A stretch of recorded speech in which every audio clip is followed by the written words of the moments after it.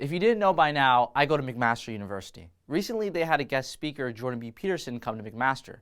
If you didn't know what happened, the link is below in the description. To summarize, the event at McMaster got shut down because a bunch of SJWs played loud music, yelled, and apparently acted violent too. McMaster is right now investigating reports of an assault occurring. If the assault did occur, that wouldn't be surprising considering how there was little to no security at the event and also tensions were pretty high. Now, believe it or not, that's not the truly interesting part of the story anymore. The interesting part of the story now is how the Dean of McMaster, Patrick Dean, responded after the event's fallout. According to the CBC, Patrick Dean said that what occurred was extremely regrettable. Patrick went on to say that the incident did not meet the standards of open debate. That sounds great and all on paper, but when you step back and you look at the wider picture, you begin to realize that Patrick Dean might just be saying this because the event got media attention. I mean, Jordan B. Peterson is a famous person after all. It's not that he truly believes in freedom of speech and expression. He might only be saying this to cover up his ass. If that's the case, it wouldn't be surprising, considering that the administration almost never stands up to the student union when they go out of line and censor those who have controversial opinions. The Justice Center for Constitutional Freedoms documents cases of universities censoring free speech and expression on campus.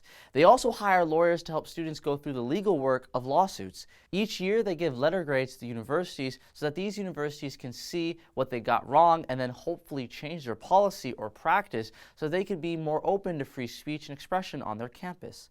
In 2014 and 2015, McMaster got a B letter grade in policy, a C in practice, and a D in the student union's practice. So, Patrick Dean, according to the Justice Center for Constitutional Freedoms, you talk the talk, but the administration and the student union can't walk the walk.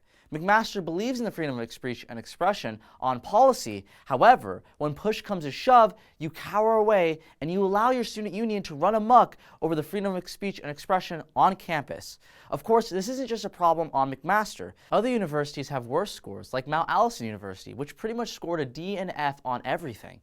I'm only picking on McMaster because I am a student at McMaster who's part of a controversial club, and by controversial club, I mean not a leftist club.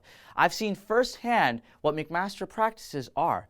McMaster no platform speakers. McMaster sometimes denies club status for clubs for purely ideological reasons. McMaster hands out overpriced security costs to controversial clubs and speakers just because they don't want to hear what the club has to say.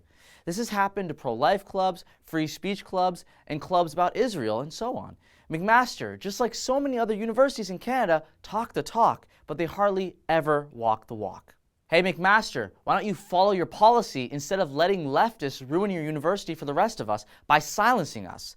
Universities should be a haven for free speech and expression for everyone and every idea. That's the only way we could progress as a society. That's the only way we could prosper intellectually as academics, students, and professors. You already have good policy on free speech and expression, so why don't you use it, McMaster? I'm Jay Feza from the Rebel.media. If you want to hold universities' administrations and student unions accountable, like and subscribe to the Rebel.media.